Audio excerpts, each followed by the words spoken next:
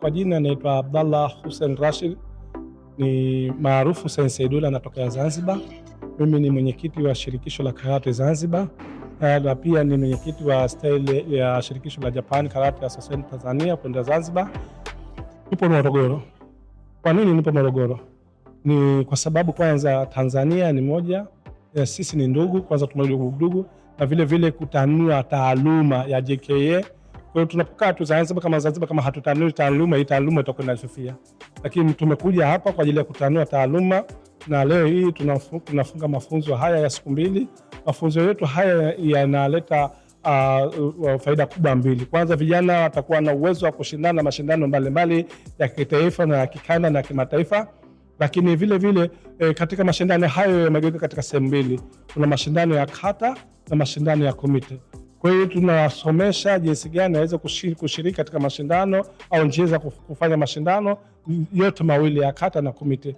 Lakini vile vile ni kuwapa taaluma waweze kupanda madaraja tofauti madaraja, kwa sababu karate imegawika, ina mashirikisho.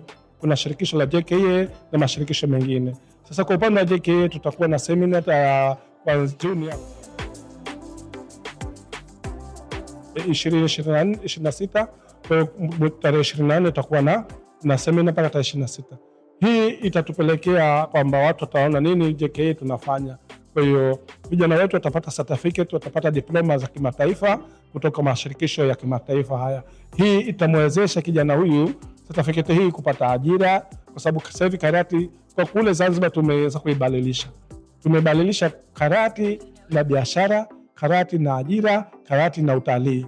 Kwa hiyo kwa upande wa utalii ana certificate, ataweza kuajiriwa katika mashirika mengi ya security. Kwa hiyo mtu anaweza akafaidika kupitia karate, na ndio lengo letu kuwasababisha watoto wa watu wote wanafanya karate waweze kujitambua na kujitegemea katika tasnia mbalimbali, ikiwemo security, masuala mazima ya kulinda taifa kupitia jeshi la wananchi, polisi ama JKT ama hivi. Kwa hiyo tutakuwa na vijana wenye ujuzi wa mapigano ya kujilinda yeye mwenyewe na kulinda nchi yake kwa kweli. Sasa hii ndio lengo kubwa sisi. Kwa hiyo tupo hapa kutoa taaluma isiyo na madhara kwa mtu yeyote na kwa taifa, na ndio maana tuko na vijana wetu hapa.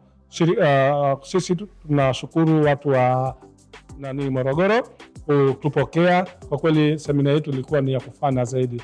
Tunashukuru sana. Asante sana.